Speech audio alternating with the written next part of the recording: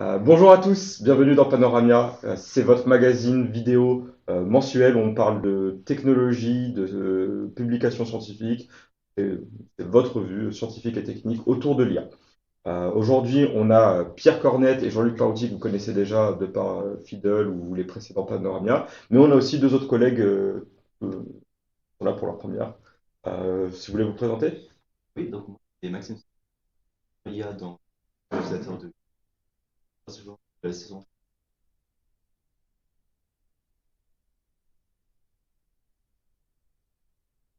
Bonjour, moi je suis Alexis Dubos, donc ingénieur au sein du SUIA aussi, comme mes collègues, et membre du PNRIA. Et je vous parlerai d'un des projets sur lequel j'interviens, qui est Challenge Data. Bon, merci beaucoup à tous les deux. On a hâte de voir ce que vous allez nous présenter. Sans plus attendre, je propose qu'on démarre tout de suite avec les brèves de l'IA. Eh bien voilà, quelques brèves voilà, on peut une petite dizaine de minutes. La première chose, on va passer au premier slide. Donc on parle beaucoup des problèmes de droit d'auteur, etc. Mais le statut des choses générées par de l'intelligence artificielle est aussi un débat intéressant. Et l'administration américaine, pour elle, c'est simple. Quand il n'y a pas d'intervention humaine dans la création de l'œuvre, il n'y a pas de copyright possible. Voilà, donc le fait qu'il puisse y avoir un droit d'auteur est lié au fait qu'il y ait un humain derrière, un humain en création directe, quoi. Alors, si on crée une image avec un prompt, on va dire qu'il y a une intervention humaine, mais il y a eu comme ça une œuvre qui est celle du slide d'après, qui a été générée donc par une IA. Alors, on ne sait pas très bien comment, hein. Voilà, c'est des expériences de mort imminente avec des réseaux de neurones. Donc là, on est sur des choses un petit peu vaporeuses, mais c'est bon, une démarche artistique comme une autre. Et donc, c'est une image qui est censée être générée intégralement par une IA, sans aucune intervention humaine, et donc il ne peut pas y avoir de copyright dessus. Vous pouvez la récupérer sur Wikipédia sans problème. Ça rappelle aussi l'histoire du slide d'après, qui était une photo qui avait été prise par Naruto, qui était un macaque, un autoportrait qu'il avait fait. Donc, il avait piqué l'appareil photo d'un photographe, il avait fait un super autoportrait. Et puis, il y a eu tout un débat parce que la photo est partie sur Internet. Le photographe avait voulu se prévaloir des droits. Et en fait, il a été débouté parce qu'il n'y avait pas d'intervention humaine. C'est le macaque qui avait fait la photo. Donc, l'image ne peut pas être protégée. Voilà, ça, c'est une contribution de Wikipédia. Voilà, donc, c'est un débat intéressant dont on n'a pas fini de parler. On va avancer. Euh, un petit point sur Zoom. Alors là, Kamel, je crois que c'est toi qui voulais nous en parler. Oui, c'était une petite news que j'avais vue il y a quelques semaines de ça. Plusieurs personnes ont remarqué les CGU, les conditions générales d'utilisation de Zoom, qui pouvaient paraître peut-être un peu extrêmes, que notamment elles indiquaient que toute personne utilisant Zoom, tous les utilisateurs, devaient octroyer les droits complets sur l'ensemble de tout ce qui était diffusé. C'est assez extrême, que ce soit pour consulter, divulguer, conserver, enfin, Zoom s'octroyait littéralement tous les droits et la propriété de tout ce qui était passé sur, euh, sur différents canaux Zoom, notamment pour entraîner des IA. Donc, je voulais soulever ce point-là parce que ça souligne quelque chose d'assez important qui est que on va avoir de plus en plus d'applications qui vont vouloir collecter des données, c'est déjà le cas, mais encore plus pour entraîner des IA. Euh, Là, il s'avère qu'après un petit tollé sur Internet et dans les médias, Zoom sont revenus, ont rechangé leur CGU et ont fait un blog où ils se sont exprimés en disant qu'ils n'utiliseraient pas ni l'audio, ni la vidéo, ni le chat, etc., des conférences Zoom pour entraîner un modèle ou autre. Donc, et qui se limiterait seulement aux données du réseau, les statistiques de connexion, ces choses-là, potentielles. Donc, mais c'est quand même important de voir que demain, faut rester attentif hein, sur ce que font les différentes applications de nos données, et aussi que en s'exprimant, on peut avoir un impact, quoi. Là, Zoom a dû réagir face au tollé médiatique, aux réactions des entreprises, etc. Euh, Ça, c'était un premier point. Le deuxième point, qui est un peu en lien, c'est une news assez intéressante parce que Python a été intégré à Excel. Ça a été annoncé il y a deux-trois jours maintenant. Pour des gens qui font de la science des données, de l'intelligence artificielle, etc., ça peut être plus ou moins intéressant. Personnellement, je trouve ça vraiment potentiellement réellement utile. L'idée de pouvoir faire tourner des modèles de scikit-learn sur des données directement depuis Excel sans avoir à faire mon import, pouvoir faire des petits tests rapides ou autres, ou même pour pouvoir créer une application qui serait facilement utilisable par quelqu'un qui n'aurait pas à aller exécuter un script Python. Il aurait juste à avoir son document Excel et il sait que la cellule est déjà prête, elle est exécutée, elle fait ce qu'elle a à faire. Bon, a priori, bonne nouvelle. Je ne sais pas ce que vous en pensez vous, mais vous avez des contextes d'utilisation qui vous viennent comme ça. Moi, en tout cas, ça me paraît utile. Mais, petit point d'attention, ils ont aussi fait remarquer que tout le code Python va être exécuté à distance sur les serveurs Azure. Ok. Donc, moi, personnellement, je suis plutôt, j'aimerais avoir l'option de pouvoir faire tourner ça localement. Je trouve pas que ce soit une mauvaise chose que ça tourne forcément sur Azure, mais qu'il y ait l'option, ce serait nécessaire. Et pareil, peut-être qu'en communiquant assez dessus, en insistant, peut-être que Microsoft reviendra, apportera cette fonctionnalité de pouvoir faire tourner ce code-là localement. En attendant, on peut comprendre pourquoi est-ce qu'ils démarrent de cette manière aussi, hein. Ça donne on sait, ils savent que du coup, ils n'ont pas à gérer les problèmes de piles logicielles, ça tourne chez eux, tout est bien installé, c'est assez performant, donc pour faire tourner des différents modèles type scikit-learn, de Ouais. chez scikit-learn, bah, potentiellement tout le monde n'a pas un PC assez performant pour ça, donc pour le coup, ils s'assurent d'une fonctionnalité euh, avec la simple contrainte que la personne ait accès à Internet. Mais ça pose des questions du coup de qu'est-ce qui sont fait des données, c'est-à-dire que mon tableau Excel, est-ce qu'il est transmis, où est-ce qu'il est transmis, qu'est-ce qu'il en est fait, par où est-ce qu'il circule, qu'est-ce qui est fait de mon code. Voilà. Voilà, je voulais quand même le signaler, mais la fonctionnalité a l'air intéressante. La prochaine, Jamais. oui. Ouais. Ah bah il conserve VBA parce qu'il y avait déjà des outils de scripting, etc. compatibles avec Excel. Il y a toujours VPA, mais là ils ont décidé d'intégrer Python et ils l'ont fait en collaboration avec le créateur de Python. Euh, pour l'instant, il n'y a pas de support de PyTorch TensorFlow, parce qu'il y a des limitations GPU, il y a plein de choses. Mais ils annoncent déjà la compatibilité avec scikit-learn. Et a priori, de ce qu'ils montrent, ça sera très facile de prendre une colonne d'un tableau, de la transformer en data frame Panda, et ensuite de faire tout ce qu'on veut depuis Python, avec du Python. C'est-à-dire qu'aujourd'hui, on pourrait Donc, faire on pourrait remplacer complètement le VBA par du. Et A priori, c'est ouais, l'objectif, ça serait l'objectif. Et ça se fait via ça une... pourra peut-être, ouais. Oui, Non, je dirais, ça pourra peut-être faire l'objet d'un test une prochaine fois, peut-être ah, plus détaillé pour voir exactement effectivement comment ça s'insère avec tous les outils, très clairement, on fera certainement un test. si on veut pas trop déraper et qu'on veut rester dans des brèves. Et sinon, mais oui, à voir ce que ça donne en pratique pour le coup. La prochaine news, Jean-Luc? Oui, bah c'est des statistiques intéressantes. Alors, c'est des statistiques à prendre avec des pincettes, hein, parce que c'est très, très difficile à évaluer. Mais a priori, il semblerait que, il a fallu à peu près 150 ans pour que le monde de la photographie génère à peu près 16 milliards d'images. Et ben, il aura fallu 1 an et demi pour que l'IA en génère autant, quoi. Voilà. Donc, ça, c'est un chiffre intéressant. Alors, comprenons-nous bien, l'IA n'a pas généré autant d'images que la photographie depuis 150 ans. Si on prend les 150 premières années de la photographie, donc de 1896 à 1975, eh ben, l'IA en aura généré autant que cette période-là en seulement 1 an. Voilà. Après, il faut relativiser ça, c'est que si on regarde les images, donc c'est en gros 16 milliards d'images générées par l'IA en 1 an et demi, et en fait, on a quand même 140 milliards d'images qui sont hébergées dans Google Images seulement. Voilà. L'IA ne représente qu'une petite part de ça, par contre, avec un démarrage fracassant. Voilà, donc ça garder en tête. Et alors, justement, c'est une introduction à la news suivante, si tu peux nous la faire avancer. C'est qu'on s'était posé la question une fois sur qu'est-ce qui se passe si on fait de l'IA avec des images générées par de l'IA. Et bien, c'est simple, ça dégénère, quoi. Voilà. Donc là, alors c'est une étude une étude sérieuse, hein, par des gens de Rice University de Stanford.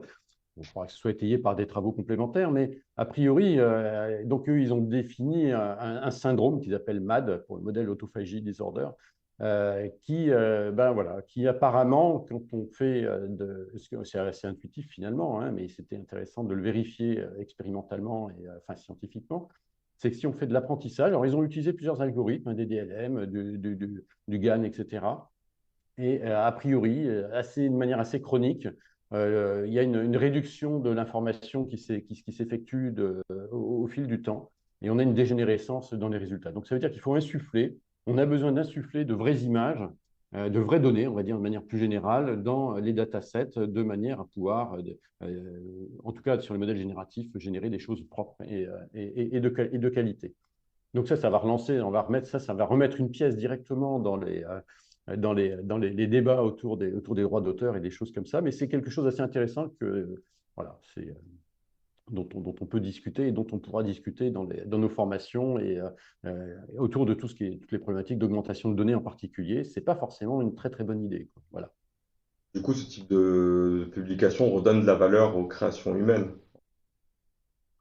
On se pose souvent la question de que ça va être remplacé, tout ça, tout ça. Bon, on voit que clairement, les photos réalistes, les créations réelles, etc., sont encore nécessaires, quoi. Tout à fait. Et ça pose la question de la notion de créativité. La première brève autour voilà, est-ce qu'une IA peut être auteur, peut être artiste? En tout cas, dans les modèles actuels, bah, il y a une carence manifeste. Et il y aurait des travaux intéressants à faire pour essayer de justement que des IA soient capables d'insuffler par elles-mêmes des choses nouvelles, quoi. C'est, Là, il y a un long débat, quoi. Après, est-ce qu'on peut créer des œuvres si on n'a pas de conscience, etc., etc. Ça, je pense, une source de débat intéressant. Ça avance aussi un problème dans le futur. On va constituer des nouveaux datasets. On va essayer d'identifier ce qui a été généré ou non par une IA, du coup. Ça va pas être forcément évident. On va le voir sur une news de Paperstorm à la fin. Et ce Euh, concept d'autophagie est vraiment très, très intéressant. Parce que effectivement, comme tu dis, voilà, aujourd'hui en tout cas, bah, il y avait proposés par OpenAI, hein, des outils pour essayer de détecter ce qui est généré par ChatGPT, mais en fait, ça marche pas, quoi, tout simplement. C'est-à-dire que faire la distinction visuellement, automatiquement entre une œuvre générée et puis une œuvre, comment dirais-je, non générée, est quelque chose aujourd'hui qui n'est pas évident du tout, quoi. Et pourtant, ça conduit voilà, il y a quand même un biais derrière qui est induit. Donc, c'est problématique intéressante. il y avait une autre news. Je propose qu'on passe à une autre présentation, cette fois-ci d'Alexis. Je vais vous parler de Challenge Data. Challenge Data qui fait partie d'un de mes projets Peneria. Challenge Data, en fait, c'est une plateforme qui propose des challenges de data science compétitifs comme Kaggle, si vous connaissez. Cette plateforme propose aussi en plus de la pédagogie pour former les étudiants. Pourquoi avoir créé cette plateforme? En fait, à la base, tout ça part d'un constat, en fait, qui est que les étudiants sont de moins en moins intéressés aux sciences et en particulier aux mathématiques. On voit par exemple que sur le premier graphique, pour un nombre d'élèves en terminale à peu près constant, on a une baisse des effectifs en terminale scientifique d'environ 24%. Et quand on porte un regard plus spécifique aux mathématiques, on se rend compte en fait que le nombre de mathématiques pratiquées a énormément diminué. Moins de 60% en 2 ans des élèves pratiquant au moins 6 heures de mathématiques, et ce qui a engendré une augmentation de 0 à 24% des élèves en pratiquant maximum 3 heures. Donc l'idée de cette plateforme est de redonner goût aux sciences et en particulier aux mathématiques aux étudiants. Notamment en leur proposant des challenges concrets ancrés dans des problématiques réelles telles que le climat, l'énergie ou la finance par exemple. De leur proposer des expérimentations mathématiques à travers différents types d'algorithmes, de l'analyse mathématique, mais aussi traitement de données. Tout ça afin de les initier aux data science. La plateforme se veut être un éditeur de contenu, c'est-à-dire qu'en plus de proposer des challenges, qu'elle propose du contenu pédagogique, sur différents niveaux du collège jusqu'au doctorat. La plateforme aussi propose des guides pour les élèves, mais aussi des solutions pour les professeurs, sur un large panel de sciences comme les mathématiques, biologie ou encore physique. Cette plateforme a aussi un rôle d'éditeur avec du contenu vérifié par les pairs, et elle propose aussi du contenu interactif avec des professionnels du secteur. Euh, Sur la plateforme, il y a trois acteurs principaux qui interagissent. Donc les entreprises et les laboratoires qui offrent des données ainsi qu'une problématique. En échange de ce dont elles ont accès à des solutions algorithmiques des étudiants et des professionnels. Et elle peut aussi potentiellement recruter en choisissant parmi les gagnants d'un challenge, par exemple. Euh, le deuxième acteur est le monde universitaire. Donc, nous retrouvons principalement les professeurs et étudiants. Donc, les professeurs, eux, ont accès à des challenges pour faire des cours. Et les étudiants ont accès dans leur cas, à des challenges pour pratiquer et faire les exercices que les professeurs leur ont proposés. Et enfin, il y a le monde de la recherche qui a accès à des problématiques afin de tester les derniers modèles de l'état de l'art. Donc, ces trois acteurs, en fait, participent au succès de la plateforme parce qu'en fait, ils ont tous intérêt à coopérer. Enfin, chacun, en fait, il trouve son compte. Là, je vous propose la page d'accueil de la plateforme. Donc, vous y retrouverez principalement des informations sur comment vous inscrire à un challenge, si vous êtes un professeur, comment proposer des cours via la plateforme, ou encore si vous êtes par exemple un laboratoire et que vous avez des données à partager, quelle que soit leur nature d'ailleurs, qu'elles soient amusantes ou même très sérieuses, comment les partager et potentiellement de créer un challenge à partir de celle-ci. Donc je vous propose quelques petites statistiques sur la plateforme pour l'instant. Donc il y a eu environ 45 000 soumissions à des challenges, donc des solutions proposées par des participants. À l'heure actuelle, nous avons 72 challenges sur la plateforme et environ 14 000 participants uniques. Sur la partie inférieure vous verrez, vous voyez donc quelques challenges actuellement sur la plateforme. Donc, nous pouvons voir par exemple de la vision euh, par ordinateur proposé par l'entreprise Valeo. Nous avons aussi un challenge de renforcement learning par exemple avec l'entreprise Accenta ou encore de la science économique avec Natixi. Donc, ce qu'il faut savoir, c'est que la plateforme fonctionne en fonction de saisons. Une saison, en fait, c'est simplement les nouveaux challenges qui sont mis à l'honneur pendant un an. D'ailleurs, actuellement, nous sommes en ce moment donc dans la période entre juin et septembre qui est en fait l'appel à projet. Donc, si vous avez des données à partager dans le but de créer un challenge, c'est le moment de nous contacter. Et j'y reviendrai un peu plus tard sur un commentaire. Donc, c'est la période de l'appel à projet. Euh, Ensuite, pendant la période d'octobre, nous sélectionnons parmi tous les challenges proposés, ceux qui seront sur la plateforme. Ensuite, de novembre à décembre, nous les testons afin de voir s'ils sont conformes au cahier des charges. Ensuite, en janvier, tous ces challenges sont présentés au Collège de France. Donc c'est là que potentiellement, si vous êtes une entreprise, vous pouvez venir les présenter. De janvier à décembre, c'est là que la saison compétitive commence, donc où les étudiants commencent à proposer des solutions. Et enfin, en février, donc dans notre cas, si pour la saison actuelle, ce serait en février 2025. C'est ici que la saison se termine et que les gagnants sont récompensés, encore une fois, au Collège de France. Et d'ailleurs, les entreprises qui ont proposé des challenges sont aussi invitées au Collège de France et peuvent potentiellement échanger avec les participants. Donc, si vous avez des questions supplémentaires, vous pouvez contacter la plateforme via le formulaire disponible dessus, dans l'onglet Contact tout en haut. Et donc, si vous êtes intéressé par cette plateforme, vous pouvez donc venir directement dessus via le lien qui est proposé juste ici. Merci beaucoup. En tout cas, vous allez recevoir des jeux, des jeux de données, etc. Est-ce qu'il y a des questions peut-être dans le chat? Déjà, ce qu'il faut savoir, c'est que la plateforme existe depuis 5 ans et chaque année, on a plus de challenges que la précédente. Donc, la plateforme a quand même un intérêt croissant et plutôt bon signe. C'est un enjeu crucial, hein, toute l'acquisition, trouver des jeux de données, etc. Là, c'est Challenge Data, mais il y avait aussi, c'était la CNIL tout récemment qui faisait un appel pour recevoir des jeux de données, notamment pour des systèmes de sécurité, pour entraîner le modèle sur la sécurité. Il me semble qu'il y avait aussi dans le domaine médical, c'était le Health Data Hub qui, pareil, faisait aussi un appel pour des jeux de données. Ouais, nous sommes à une époque où les données ont vraiment un rôle capital, quel que soit le domaine où nous sommes. Et ça va avec ce que disait Jean-Luc en brève, où bah, c'est juste primordial. Donc, si vous avez vraiment dans le chat des gens que vous connaissez qui ont des jeux de données qui pourraient être, même s'ils hésitent, hein, ils peuvent se dire, oh, je sais pas trop ce que je peux faire de ce jeu de données-là, peut-être. Bon, n'hésitez pas. Il y a une dimension Oui, ici puis dans le choix alors, des projets. C'est une des données de question qualité. ça Et pour le puis, coup. Peut-être que tu n'as pas la Il réponse. n'y en a pas réellement, mais nous essayons quand même de faire des fois des saisons à thème, notamment l'année dernière c'était principalement l'écologie, le thème. Mais là, avec par exemple, les Jeux Olympiques qui arrivent, le thème idéal serait le sport, mais c'est pas pour autant qu'on ne peut pas prendre autre chose qui n'est pas Autre lié au chose. sport. D'accord. Tu disais, Jean-Luc?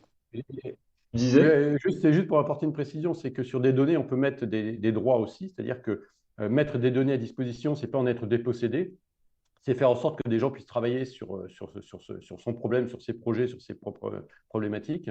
Et ces données peuvent être protégées pour éviter qu'il y ait un usage commercial, par exemple, qui en soit fait, ou un usage dérivé, quoi. Voilà, donc partager les données euh, dans un challenge comme ça, c'est pas du tout s'en déposséder. Voilà, les données peuvent être protégées au même titre que tout le reste. Plus qu'elles peuvent, elles doivent être protégées, je pense. Et elles doivent être Faut protégées, pas, tout à fait. faut pas oublier. Je propose qu'on passe à la prochaine section, une revue de papier, cette fois-ci présentée par Maxime. Le papier, en fait, il présente un modèle qui s'appelle AudioCep, qui va permettre de faire de la séparation de son dans un audio. Et ça va être, par exemple, de prendre un clip musical et de pouvoir séparer à la fois le son, le chant de la partie instrumentale, bien sûr, de décomposer les instrumentaux. Il y a deux à ce modèle. La première, c'est que ça va faire de la séparation de son à partir de requêtes en langage naturel. C'est-à-dire qu'on va vouloir indiquer, par exemple, qu'on aimerait récupérer le morceau de guitare d'un club musical. Et la deuxième particularité, c'est que c'est un modèle de fondation. C'est-à-dire que on peut avoir un modèle qui peut être généralisable sur des nouvelles données que le modèle n'aurait jamais vues lors de l'entraînement. C'est un peu ce que fait pas mal avec le modèle LLM comme D3 de OpenAI, Loom de Big ou encore Segment Anything de la sémantique. Donc voilà pour une petite présentation de. On va plutôt passer sur une démo. Du coup, on est sur le site du papier. Pour la première colonne, on voit qu'en fait, la requête peut donner au modèle, avec bien sûr le mélange audio pour lequel on aimerait extraire le son. Sur la troisième colonne, on obtient l'extraction par le modèle. Enfin, on le compare à la grande truffe, donc la vérité théorique. Je vais demander à la régie de lancer, par exemple, euh, les audios pour la guitare.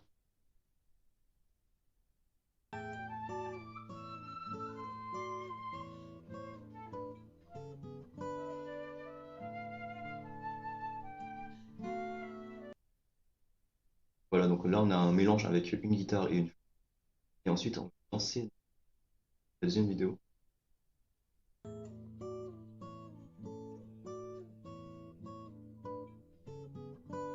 Ah ouais.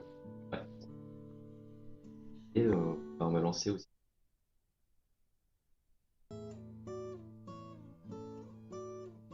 Oui, donc c'est la guitare. Ok. C'est bien la guitare, donc ça marche. Donc, on peut faire ça avec des instruments de musique, mais on peut faire ça aussi avec d'autres. Par exemple, on peut essayer avec Laughing.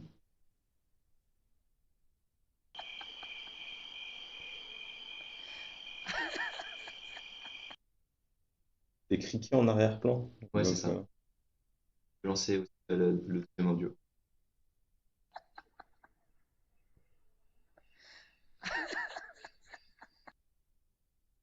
ça marche plutôt bien. Du coup, il marche plutôt bien même pour débruiter de l'audio. Ça devrait bien marcher. Pour l'instant, on n'a pas eu Bien. d'exemple là-dessus, et je pense que ça devrait. Intéressant de tester là-dessus. Est-ce qu'il est possible de séparer deux voix, par exemple? A priori, ça devrait fonctionner, mais dans le cas d'exemple ici, on n'a pas d'exemple, donc je pense que ça devrait D'accord. bien fonctionner. Le code n'est pas disponible. Pour l'instant, le code n'est pas encore disponible, c'est un papier récent. Le site a été mis en ligne il y a quelques jours. Avant ça, il n'y avait pas encore. Là, on va passer en détail sur ce que propose le modèle. Donc le modèle, en fait, il est séparé en deux parties. Une partie encodage du texte, qui permet en fait de transformer le texte en un vecteur numérique qu'on va utiliser pour donner au modèle. Donc la deuxième partie du modèle, qui est donc le modèle de séparation.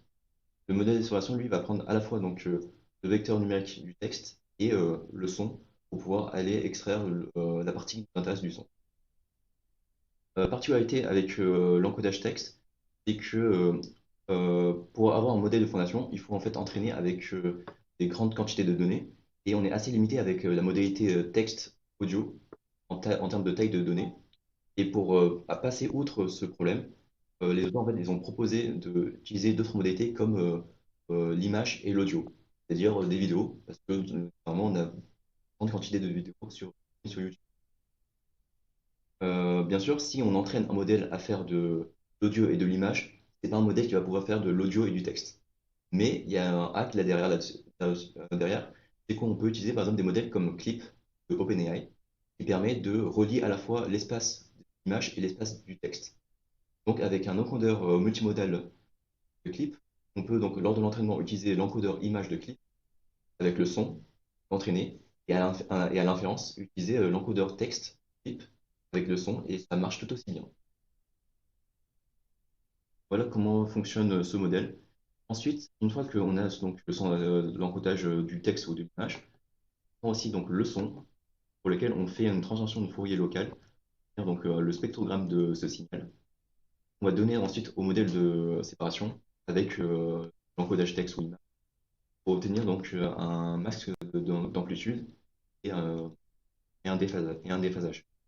Avec donc cette sortie, on peut le multiplier par rapport à notre entrée pour obtenir donc le son qui nous intéresse pour l'audio.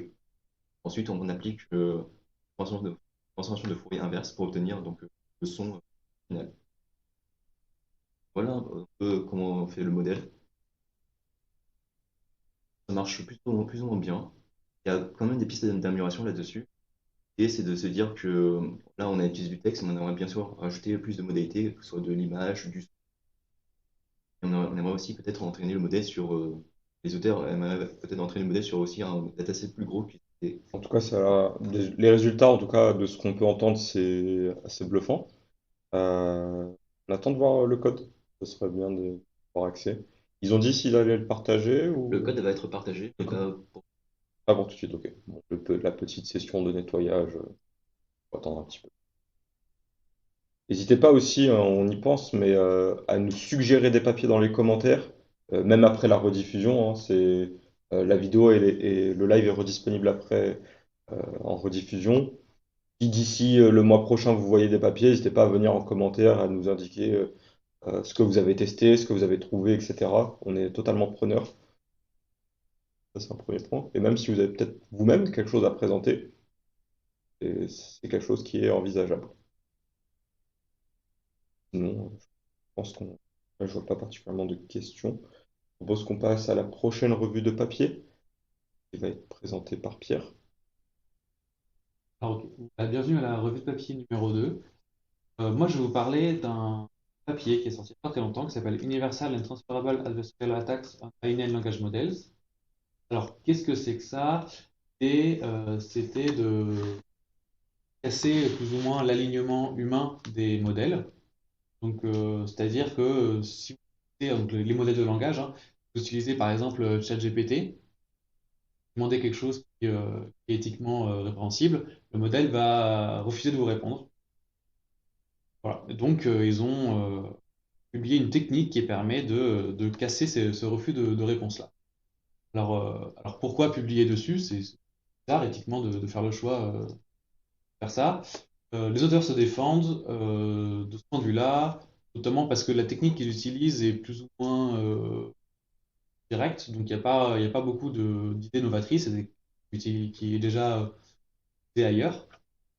Donc ils préfèrent en parler et notamment en parler surtout aux auteurs de ces LLM et les entreprises qui les mettent à disposition pour leur dire attention, voilà, c'est quelque chose qui est facile à casser et il faudrait que vous fassiez des choses pour contrecarrer cette technique-là.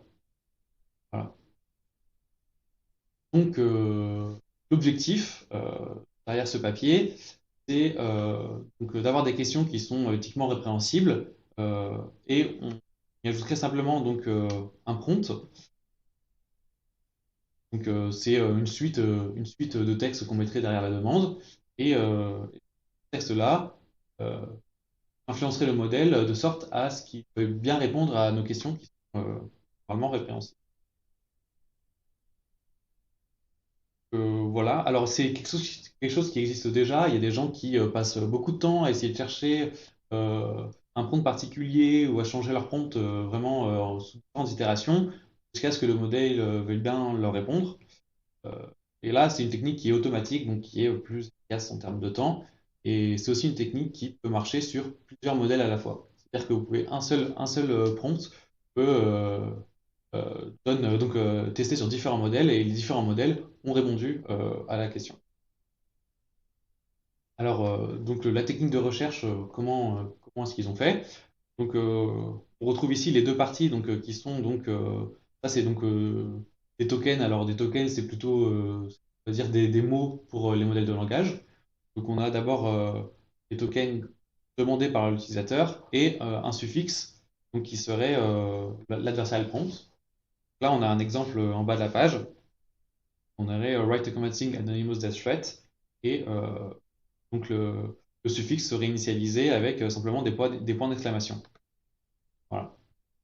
Alors ensuite, euh, qui est fait, c'est que, il y a une sélection de tokens intéressants ou, oui, qui est faite en utilisant donc, le gradient de la loss dont je vais vous parler juste après. Ça n'aide pas trop cette étape-là. Et donc là, tout simplement, on va prendre ces tokens qui sont donc encourageants et on va en construire un batch. C'est-à-dire qu'on va remplacer aléatoirement un des tokens de notre suffixe avec un des tokens du sélectionné précédemment et on va tout simplement calculer la loss de ces nouveaux suffixes. Alors comment on calcule la loss? Bah, simplement on s'assure que on lance une génération du modèle et on regarde si la génération commence par sure here's a commenting anonymous death threat et on s'assure aussi qu'elle ne commence pas par donc les mots qu'il y a texte prefixes que vous voyez ici euh, qui sont ce qui est d'habitude quand le modèle refuse de répondre. Ensuite, on sélectionne simplement dans le batch le suffixe qui a la loss la plus faible, donc qui a la meilleure chance de donner une bonne réponse, et on le remplace. Et donc on itère comme ça assez longtemps sur, euh, sur le changement de suffixe, et on finit par en trouver un dont le modèle nous donne une réponse à chaque fois. Donc voilà plus ou moins la technique. Comme vous voyez, c'est quelque chose d'assez basique, et c'est quelque chose qui est déjà utilisé dans d'autres domaines pour ça que l'utilisateur préfère au contraire dire que cette technique existe à tout le monde et plus ou moins, entre guillemets, forcer les hébergeurs de LLM à Mm. changer leur méthode. Faut savoir qu'ils n'ont pas fait les choses à l'envers, c'est-à-dire qu'ils ont, avant de publier, ils ont commencé par contacter les auteurs oui, les auteurs de LLM pour les mettre au courant de cette technique-là. Donc aujourd'hui, dans l'application, ils ont partagé un prompt qui a marché. Et aujourd'hui, quand on essaye sur ChatGPT, on a une erreur plutôt que le modèle nous réponde. Je crois que les auteurs ont aussi déjà répondu à ce problème-là. Et voilà quelques résultats obtenus. Euh, on voit que certains modèles, notamment les GPT et les Vicuna, sont des modèles qui sont assez bien alignés sur le comportement humain, c'est-à-dire qu'ils refusent de répondre la plupart du temps, simplement quand on pose la question. Voilà. Et le sure is, c'est simplement de préciser au modèle que la réponse doit commencer par, bien sûr, voilà ce qu'on veut. Donc, les modèles Vicuna sont assez sensibles juste à ce changement très simple, mais ça marche pas très bien sur les GPT. Là, on voit bien que avec leur méthode, ils obtiennent une réponse positive dans beaucoup plus de cas qu'avec les autres méthodes. Donc, voilà, c'est la fin de cette revue de papier. C'est Euh, assez impressionnant les résultats qu'ils obtiennent, surtout sur autant de modèles. Et c'est à chaque fois avec le même modèle entraîné. C'est pas un modèle par. pas un modèle qui apprend l'air préfixe pour un autre modèle spécifiquement Alors, il y a deux ciblé. méthodes. Effectivement, la méthode que je présentais, c'était simplement pour un prompt spécifique sur un modèle spécifique. D'accord. Mais en fait, en alliant différents prompts et différents suffixes, ils finissent par trouver un suffixe Ça qui marche. marche pour différents modèles et différents prompts. Ok, ça. Voilà, donc c'est assez puissant. Non. Je suis surpris par la loss, parce que ce que tu disais, c'est qu'ils évaluent juste s'il y a le sure is ou s'il y a comment ça s'appelle, un certain nombre de choses à éviter qui nous indiquent que c'est une réponse négative. Ça m'étonne qu'ils aient pas tenté, ou peut-être que c'est quelque chose à tester, mais ne serait-ce que pour avoir une loss un peu plus précise, parce qu'il peut avoir une réponse positive qui ne commence pas par sure is. Donc, il y a des modèles aujourd'hui qui sont capables d'assez bien évaluer si du texte est offensant, toxique, etc. Donc ça m'étonne de ne pas être passé par un modèle. Après, c'est aussi plus coûteux. C'est vrai qu'en termes d'entraînement, il y a une inférence supplémentaire à faire à chaque fois pour chaque prédiction. Peut-être que la raison va assez légère. Je sais pas, oui, en tout cas, ils sont basés leur technique sur la simplicité. Sur de dire vraiment c'est facile de faire ça et que voilà que les auteurs qui maîtrisent plus son LLM Ouais. soient bien au courant du fait que attention. Mais ce que je veux dire, c'est que potentiellement le modèle est quand même sous-entraîné et n'a pas vu tout un certain nombre d'exemples qui sont mal évalués, Oui. entre guillemets. L'idée novatrice entre guillemets dans ce papier, c'est qu'ils se sont basés donc, dans l'espace des tokens, Mm. donc ils ne sont pas limités à simplement des mots qui ressemblent. Là, je ne vous ai pas donné un exemple de prompt qui marche, mais généralement, il y a des caractères, enfin, il n'y a aucun sens au niveau de. Si on lit ça, on ne peut pas comprendre ce qui est demandé, quoi. Voilà.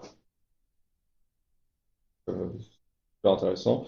Et heureusement que, bon là, c'est des gens utilisent l'approche, on va dire, qu'on avait déjà dans plein d'autres secteurs de développement. On fait des études de sécurité, on contacte d'abord les gens concernés qui proposent la solution avant de mettre en place la faille, de montrer la faille à tout le monde. Et l'impact est limité aussi dans le sens où plein de gens ont déjà fait ce travail-là, fastidieux de trouver des prompts à ce alignement. Donc, voilà. Il n'y a pas vraiment un énorme impact au niveau de l'utilisation de ces modèles. Merci beaucoup. Je propose qu'on passe à la suite, c'est-à-dire Paperstorm. On va faire passer en revue quelques papiers. Eh ben aujourd'hui, on a plusieurs papiers à présenter. Le premier, vous l'avez peut-être pas raté, mais au cas où, on en parle quand même.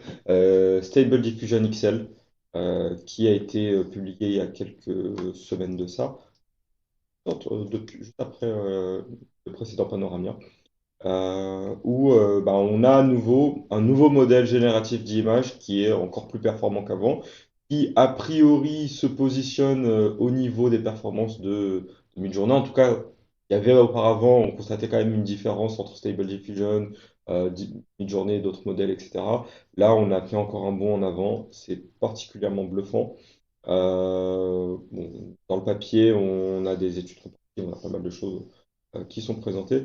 Je vous invite notamment à aller tester les démos. Il y a pas mal de démos qui sont disponibles en ligne parce que bon, faut quand même, hein, j'ai tourné ça. Mais il y a plusieurs démos proposées par Stability AI qui vous permettent d'aller tester ce qu'on peut faire avec un tel modèle. Euh, c'est important de donner un mot dessus. De préciser que du coup, comme les Stable Diffusion d'avant, c'est un modèle qui est complètement open source. On peut récupérer, fine-tuner, en faire vraiment ce qu'on veut. Et c'est un autre point fort comparé. Pour le coup, c'est le point fort surtout, en fait. C'est ce côté open source où tous les points sont disponibles et là, n'importe qui peut reprendre le modèle et entraîner un autre modèle Mais sous-jacent. comme on avait vu la dernière fois avec ActiveAI, où c'est vraiment du stable diffusion qui. Ouais, bah, c'est là où le Mind Diffuser, c'était le modèle qui permettait de faire de l'interprétation de CG, euh, mais visualiser ce qui est pensé par quelqu'un, où il y avait un Stable Diffusion entraîné, là potentiellement, ils pourront remplacer ce Stable Diffusion par celui-ci et obtenir des représentations encore plus réalistes et qualitatives. Ils ont expliqué. Alors, Alors, il est bien. ça, j'ai pas eu le temps de regarder en détail, j'imagine que oui, parce que de toute manière, tout le code est là, ils partagent tout le code, donc ça a pris À un noter défaut aussi, d'être expliqué dans le papier, ça doit être dans le code. Oui, à noter aussi que les les modèles de Stable Diffusion sont disponibles sur leur interface hors payante, hein, Dream Studio, c'est très très ergonomique. Et pour 10 dollars ou 10 euros, vous pouvez générer un millier d'images ou à peu près ou quelque chose comme ça. Donc c'est voilà, c'est même commercialement très accessible et très ludiquement utilisable, quoi, on va dire. Ça, c'est... le deuxième papier, Disco, très rapidement, un modèle qu'on m'a envoyé où en fait on peut prendre une photo de quelqu'un, une référence, et le faire danser. C'est assez drôle. Je pense qu'on s'amusera à jouer avec. Mais voilà, c'était le... Et ça marche très bien en plus. C'est surtout ça, c'est le fait que ça marche très bien, parce qu'il y a une vidéo, oui, je peux la montrer. Quel type de danse il y a? En fait, on peut donner la vidéo de quelqu'un qui danse et du coup faire reproduire une danse à quelqu'un d'autre. Donc, Potentiellement il y a presque une- toutes les En fait, danses. on part d'une image et on donne des pas de danse, quoi. Et le modèle est capable, voilà, c'est ce que l'on voit ici, à part de l'image qui est à gauche, on donne les pas de danse qui sont en haut, et c'est capable d'imaginer, on va dire, la personne de la photo qui danse, quoi. c'est plutôt... Ça marche assez bien, je trouve. Genre, J'arrive à garder. Je pense qu'il va falloir passer un petit peu de temps, mais qu'on devrait pouvoir pas mal s'amuser avec ça, quoi. ouais. C'était le petit modèle un peu plus drôle. Alors, soit dit en passant, Oui. ça illustre parfaitement un des grands sujets d'inquiétude des artistes et scénaristes qui sont en grève, hein, dont on en avait parlé la dernière fois. Et un des motifs on va dire, de la contestation des acteurs américains, hein, au niveau des séries, du cinéma, et du théâtre, etc., c'est justement l'arrivée de ces outils-là, quoi. Qui, effectivement, à partir de leur image, on peut imaginer que ça permette de les remplacer à partir du scénario bientôt, quoi, simplement. Après, d'un autre côté, c'est peut-être aussi l'ouverture. C'est toujours cette, il y a toujours le bon et le mauvais côté. D'un autre côté, on avait vu récemment, c'était un groupe de musique, une vidéo d'un groupe de musique qui nous a été partagée par notre régie. Quel était le nom du groupe? Within Temptation. Within Temptation, qui avait sorti un clip basé sur de l'IA et de ce qu'il disait, c'est qu'ils n'auraient jamais pu sortir ce clip-là au vu du coût nécessaire s'il n'y avait pas eu d'IA. Donc d'un autre côté, ça permet aussi de la création en plus pour certaines personnes. Donc c'est à la fois potentiellement en effet une menace pour certains qui peuvent le percevoir tel quel, mais c'est aussi un outil qui peut être très efficace pour d'autres. Ah bah, c'est clair, mon seul espoir dans le domaine de la danse, c'est le modèle disco, quoi. Euh, prochain papier. Alors, attendez, je vais un petit peu. Intrinsic Motivation via Surprise Memory. Je l'avais trouvé intéressant parce qu'en fait, donc c'est une méthode de calcul de la reward dans le cadre des modèles de reinforcement learning qui est intéressante. En fait, plutôt que de regarder juste la reward, est-ce que pour un événement donné, on a obtenu une réussite ou non, on regarde la nouveauté de la reward. Est-ce que cette récompense, désolé, alors je fais un anglicisme, est-ce que la récompense qui est obtenue, est-ce que la situation qui est rencontrée et qui est positive pour le modèle, notamment dans les premières itérations, parce que en reinforcement learning, on commence souvent avec plus d'exploration et à la fin de l'exploitation, est-ce que cette situation est nouvelle? Et si elle est nouvelle, on donne plus de valeur à cette situation, et donc une récompense plus importante que si elle ne l'était pas. Et ce qui est intéressant, c'est qu'ils utilisent un réseau de neurones, justement, en plus de ça, pour évaluer si la situation est nouvelle ou non. En fait, ce qu'ils font, c'est qu'ils prennent en entrée, ça se schématise ici, ils prennent en entrée la situation, les situations, les steps des itérations juste avant, mais au sein du même épisode, hein. Donc pour avoir on va dire la temporalité de l'épisode.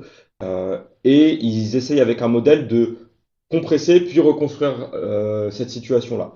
Si le modèle arrive à reconstruire ça, c'est qu'a priori, c'est quelque chose qu'il a réussi à déjà connaître et à assimiler.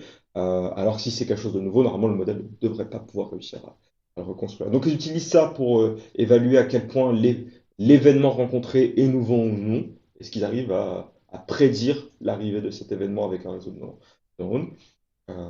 Ils arrivent à montrer qu'ils obtiennent de meilleures performances sur divers jeux Atari, etc., sur divers challenges de reinforcement learning assez C'est connus. c'est- c'est super intéressant parce que ça rejoint la problématique du syndrome MAD, c'est-à-dire que là, quelque part, on privilégie les informations nouvelles qui n'ont jamais été vues. Mm. Et quelque part, ça pourrait être un remède au MAD que l'on a vu au tout début, Ouais, c'est peut-être, vrai. dans les modèles Donc, une d'apprentissage. approche à explorer pour ce type de problématique.